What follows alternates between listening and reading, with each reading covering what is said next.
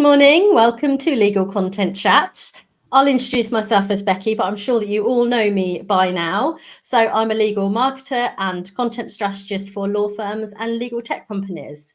So today we are going to have somebody a little bit different, just mixing it up a little bit because, we don't want to keep it so samey. So today we're going to be talking about branding and why it really matters for your law firm. So I'm going to introduce my guest today, who is a brand and marketing mentor. Now, I know that she does have clients in the legal space, but I wouldn't class her as specifically in the legal space, but she has lots and lots of value to give to you today. So without further ado, I'm going to welcome the lovely Deirdre Martin. Please introduce yourself. Thank you, Becky. I feel like, oh my gosh, if we're live here, there should be a round of applause or something with that intro. Thank you. Thank you.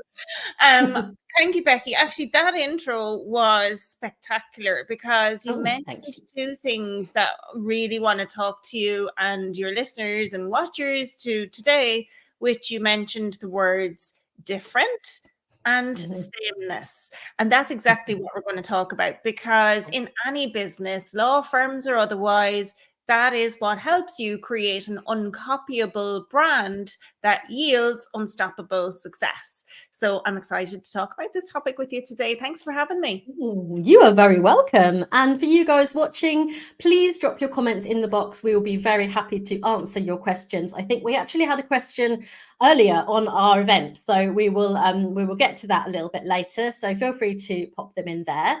So let's go back to basics then, really, Deirdre. Let's talk about what actually is brand. Ooh, this is deep. This is where it's going to get really deep, Becky. So brand is not what most people think it is. Most people believe that their brand is their website and their logo and the colors that they choose. And actually, brand is much deeper than that because it comes from the inside out.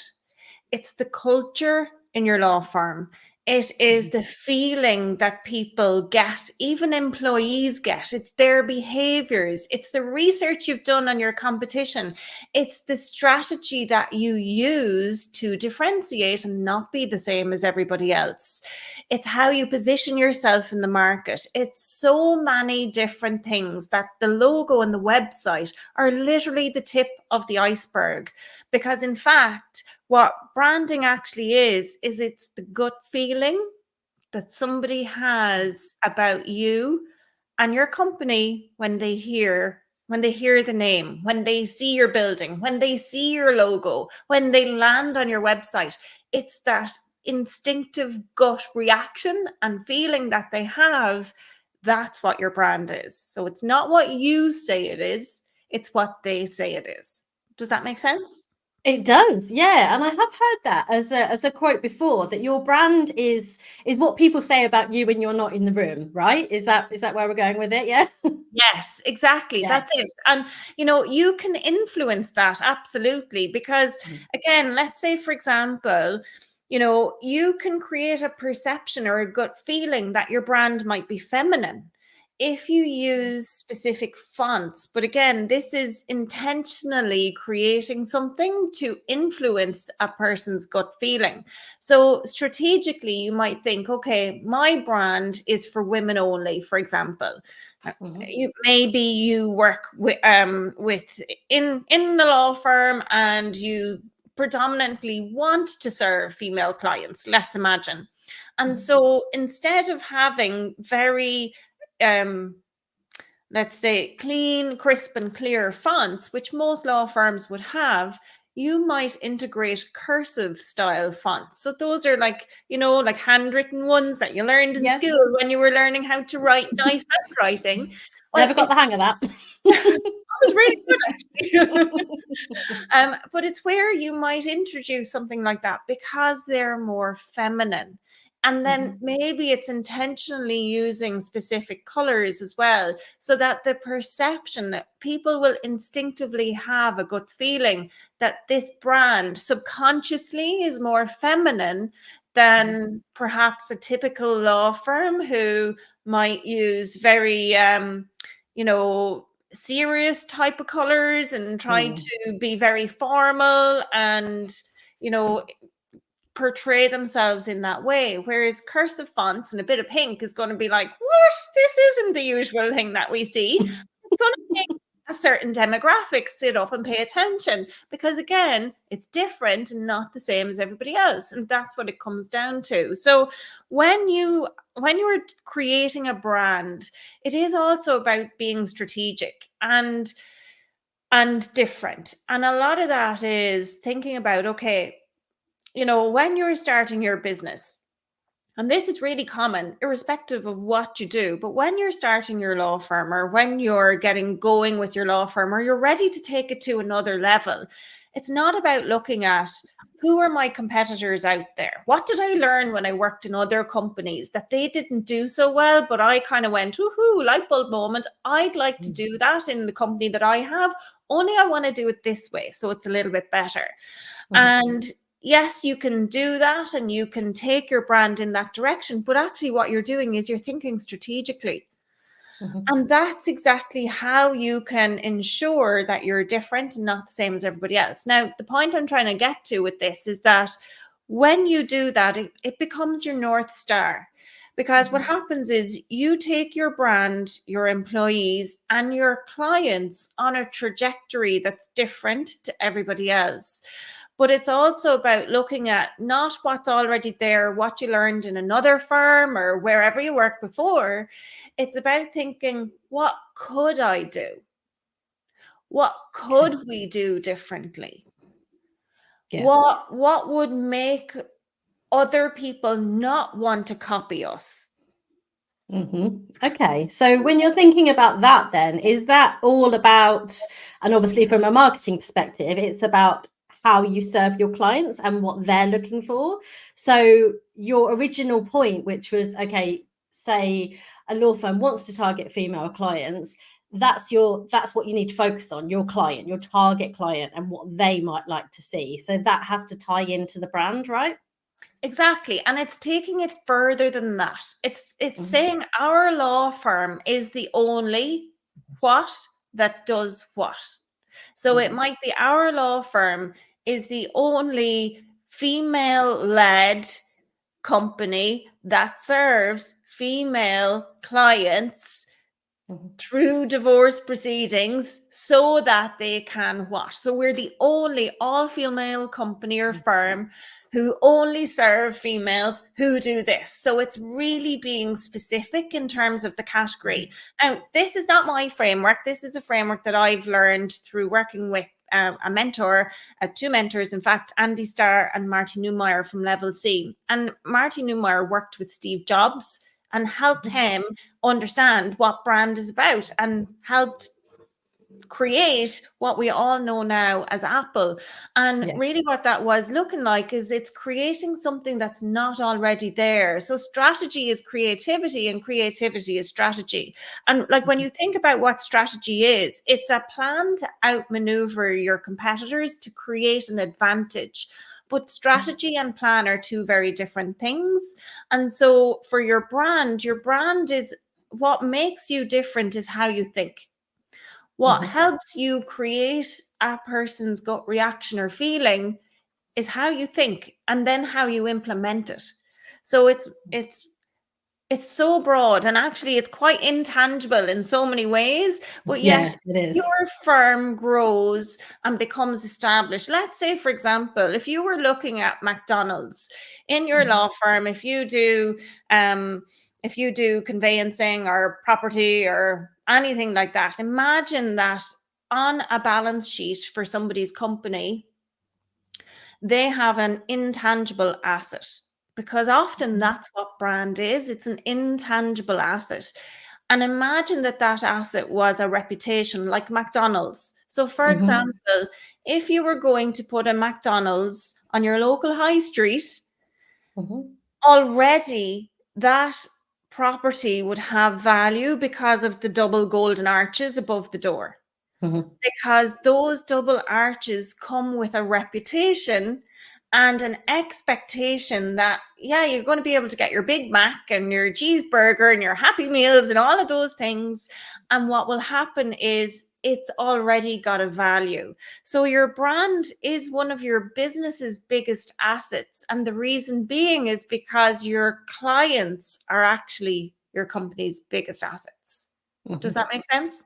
It does, yeah. I was wondering where we were going then with McDonald's for a moment. I was thinking, yeah, okay, we're going off on a little bit of a tangent, but no, that does make complete sense. It really does. So, I mean, I know we mentioned in the event, you know, isn't branding only for big companies, you know, like Chanel and Nike, and obviously it's not. It's for everybody, from small businesses to global law firms as well, isn't it? Absolutely, right down to individuals. So if you think about it, like as an individual, if you're leading a firm right now and you're out networking, you are actually developing a personal brand more so than the company's brand. When you're on LinkedIn and you're doing your messaging or your marketing or you're sending emails to clients, you're developing a company brand. But when you are on the ground, whether you're running a firm or working in a firm, you are developing a personal brand. And that personal brand can be internal in the company, but it can be broader outside of your peers. And that is how you show up and look, right? From a personal perspective, when you meet somebody for the first time, people judge. We do. Intentionally or subconsciously or otherwise. Within seconds, we make up some assumptions about what we perceive this person is or has or does, or, you know, who they are. And that's based on how they look.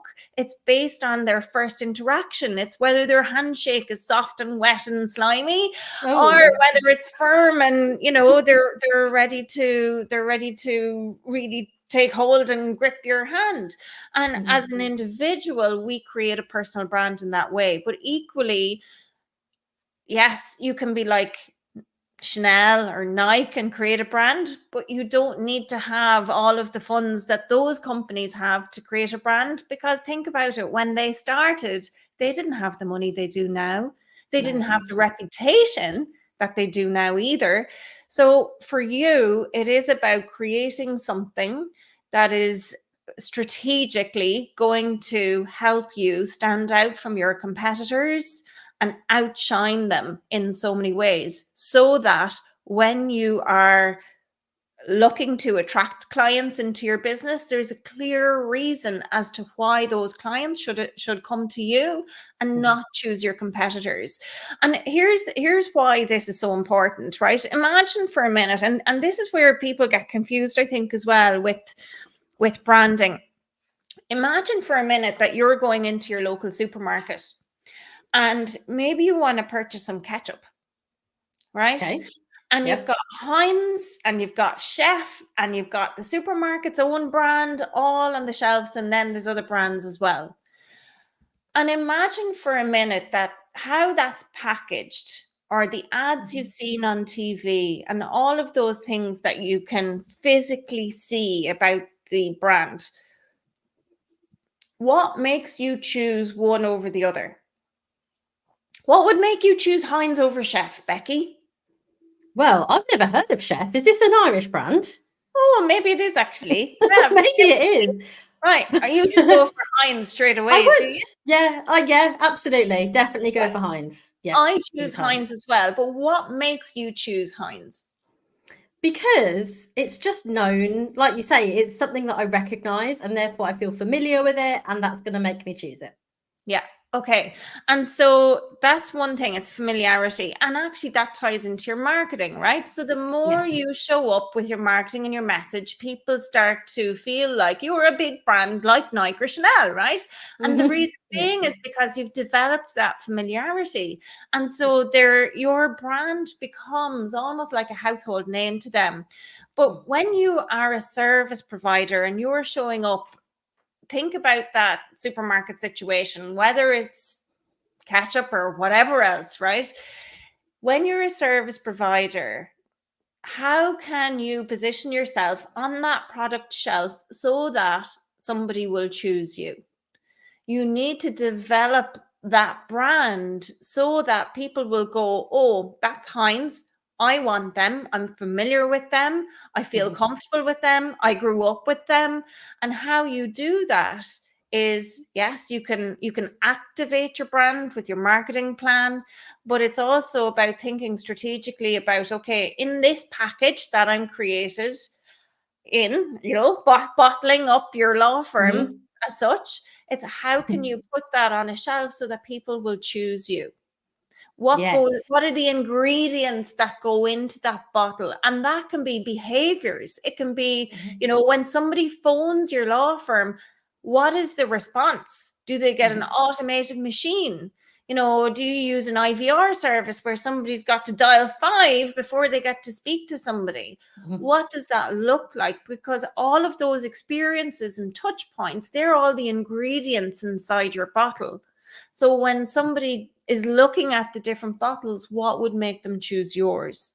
Does that make sense? It absolutely does. And even that very initial touch point that you mentioned. So say you have one firm that uses an IVR system where you're routed to a different department, or you have the friendly receptionist. So you've got two very different brands there. You've got one, and I could even assume just from that interaction that they value efficiency and they like to streamline their operations, and they don't like to waste time necessarily talking to people on the phone and routing their calls. And then you have the other one who you've got your friendly receptionist that you can chat to before putting you through. So therefore, you would make the assumption that they are maybe going to provide a friendlier service for you, maybe a little bit more of an empathetic touch potentially.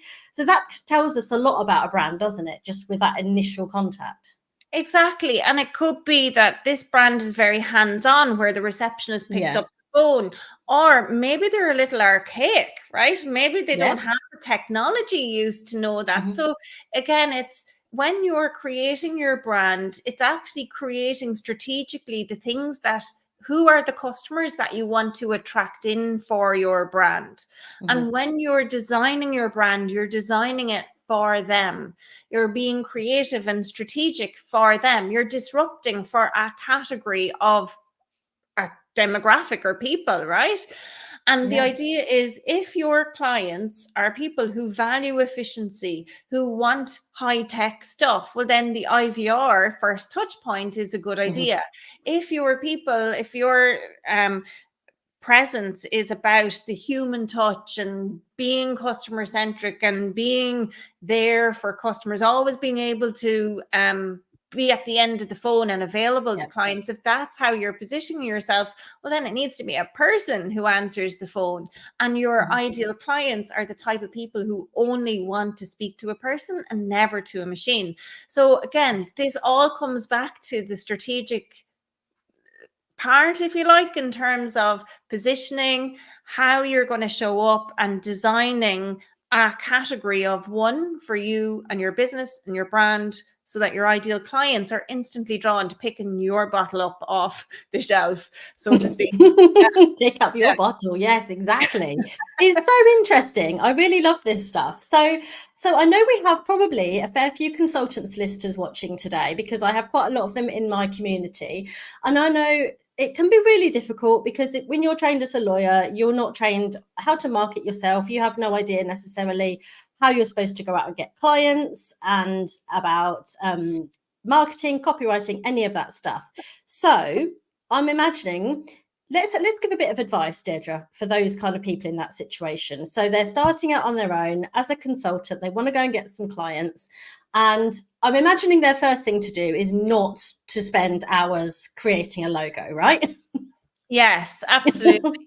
I think really the first thing I would recommend that anybody does is research. And most people think, what? No, I want to get the clients. I need to get the money, right? But actually, what's really interesting is that when you do the research, it helps you determine who are the right type of clients. What is it that they're looking for? It's also not just researching your clients. And what I suggest that people do is have qualitative conversations. Yes, you can go and do things online where you can send out surveys and you'll get back information. That's quantitative information. But actually, what you really need are insights into who these people are in terms of your ideal clients, and then your competitors as well. And the idea is to find a gap in the market, because if you go in and try and do the same as everybody else, sameness is deadly. Right? You're literally swimming in an ocean that's filled with other sharks who are there longer than you are. They're more established than you are, and they're out for blood, right? So yeah. focus on research. Research who are the potential clients that you'd like to work with. Where is the gap then in from a competitor's perspective where you can position yourself? And then if you're in a fortunate position where you haven't yet designed your logo, or maybe if you're thinking about redesigning your logo, do the research, have qualitative conversations with clients, ask them all sorts of things you'd never learn in law school. Like ask them things about what keeps them awake at night. What are their biggest frustrations about working with people in the legal space? What are the things that they believe? You know, what are the things that they expect? Ask a lot of questions like that. And really what you're then trying to do is figure out who you are or how you are going to show up when you're ready to strategically create a brand, and then figuring out how you're going to do that. So obviously there's certain things that you have to be compliant with, and there are regulations in terms of how you do things, but maybe your approach, again, like we've just mentioned, whether it's an IVR line is the first touch point if somebody phones, or it could be a bot on your website where everything is technical and you don't speak to clients. It's figuring out what that looks like in terms of how you're going to deliver your service. And then it's like, why does that matter? Why should people care? Because when you're ready to market your business, marketing has now moved to mattering. It's why does it matter? So it's you're showing up and this is who you are and this is what you do. And it's answering the question, so what? Why should people actually care? And when you're really clear on that, that straight away will give you an advantage to outmaneuver your competitors, because you want to start in a space in a blue ocean where there are no sharks who are out for blood, right? That's the idea. And then it's figuring out, okay, what is the problem that people have told me they have? And then what could solving it yield for them and for me and my company that I'm building? And then to do that, what are you going to do? How are you going to do that? And then it's working out what that plan is, and then trying to figure out what's that going to look like. So it's creating a vision for not just now, not a short-term vision. It's creating a long-term vision for your business, because at the end of the day, you need to create a profitable business. You can't serve people and help them with their legal problems if you are not making money. So the more money you make, the more clients you can serve, and the more clients you serve, the more money you're going to make, right? So it's cyclical. It goes around in circles. So it is about research. It's about ideation. It's about design, production, execution, and making really grown-up business decisions. And, you know, and I say this quite often, most people, when they start out in business, they're not brand strategists, they're not marketers, they don't know these things.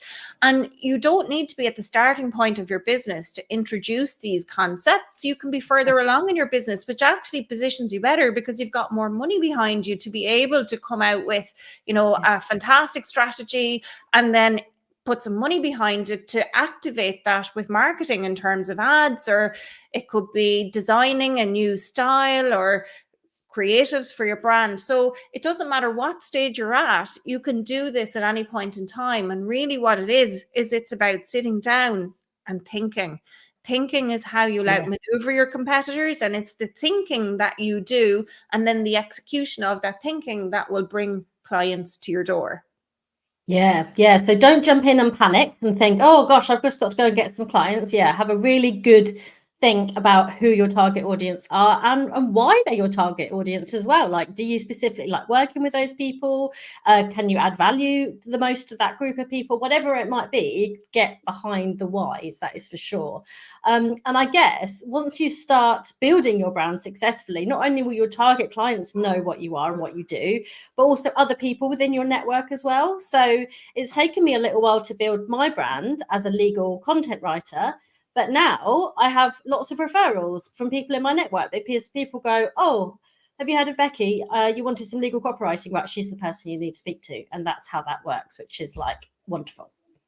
Yes, I think that's so important, Becky, because marketing is not just about your website, and networking is a vital part of it. Relying on word of mouth referrals alone is not the safest strategy to grow a business, because it's unreliable, right? So you need somebody like Becky who understands your industry, who can create content and write in the way that you sound. And that's really important too, because, you know, part of how you can potentially differentiate is maybe not sounding like a law firm at all, but sounding like, you could sound like a comedian if you wanted to. And that could be something that's totally different. And again, that helps you disrupt, but you need somebody who understands the things, the legal implications of some of the things that you might say outside of a networking situation where it's not you, but somebody who can emanate you and almost ghost write for you, like somebody would write a book. And Becky, I know you're expertly skilled at doing that. So hire Becky. Yeah. Oh, thanks, Deirdre. That was lovely. We're definitely going to clip this little bit out for my 100%. But yeah, I mean, that is a really good point about copywriting. So we spoke a little bit about fonts and cursive versus perhaps clean lines and that kind of thing. And I know a lot of legal websites have the endless navy. You know, there are other colors, folks. There are other colors that you can use. But, you know, how your tone of voice comes across. Are you a little bit quirky? Are you quite sensible? Do your clients value humor, or would they prefer that you softly approach? And that all depends on the service that you're offering. So it comes down to every single aspect of your business. That's what your brand's about, isn't it? Exactly. And then it's designing or creating a narrative or a story for your brand, excuse me, using that tone of voice, and then consistently portraying that message across all of your channels, whether it's in person or online, and ideally coming up with something like a one-liner or an elevator pitch, so that everybody in your firm, if somebody says to them, what do you do, that like that they can respond and answer really quickly. So everybody should know what it is that you do, who you serve, how you help them. Because what that story does, and being able to say it really succinctly, what that does is it helps with memorability. It helps with recognition of your brand. And, you know, if you look at other brands, again, outside of the legal space, but if you look at brands like Red Bull, you know, Red Bull have a very distinct tone of voice and style in terms of how they show up. And that's one way that they use to differentiate. So if you look at Pepsi and Coca-Cola, they've both got the black stuff in a bottle, right? It tastes relatively similar. Pepsi took on Coca-Cola, but Red Bull took on Pepsi and Coca-Cola combined. Right. And they did that not just with their package on the shelf, but also in terms of their communication. So it was an extra layer of differentiation that they introduced. And you can absolutely do that with your brand as well. Gosh, yeah, this is very exciting. Yeah, love it. Thank you for this. So we're gonna wrap up soon, but I think this has been super useful. So please let us know if you've got any last minute questions. Zara popped in as a comment. Also somebody else saying morning, ladies. I don't know who that was. That was a LinkedIn user. So if you want to stay anonymous, that's fine with us. But also if you want to let us know who you are, feel free. Pay someone to do your logo. Very succinct. Pay somebody to do your logo. Yes, great advice. If you can't do your own logo, I definitely could not do my own logo. Then outsource what you can't do or what you don't like doing, for sure. And last week's episode was certainly talking about outsourcing, which was great. So how can people get hold of you, Deirdre, if they want a little bit more advice about brand and strategy and how to differentiate their firm? Thank you, Becky. Yeah, the easiest way to find me is here on LinkedIn, and or if you're watching or listening from somewhere else, you'll find me on LinkedIn. Just look up Deirdre Martin, and you'll find me there. Otherwise, you'll find me on www.deirdremartin.ie. Lovely. And we'll put those links in the show notes as well, so you can catch up and connect. So next week, sad times, guys, there's no LinkedIn live event because I know I'm going to be sunning myself in Greece. So sorry about that. But nothing next week. Holiday for me. So, but the week after, so 22nd of May, we have got, now this sounds really dramatic, ready for it, international catastrophic injury lawyer Isabel Bathurst will be joining us. So she will be talking to us about legal AI and how you can use it in your law firm to make everything better. There will be more detail than that. You know, it's not just going to be as straightforward as that. But Deirdre, thank you for coming today. It's been lovely to talk to you. Thank you very much for having me. Oh, pleasure.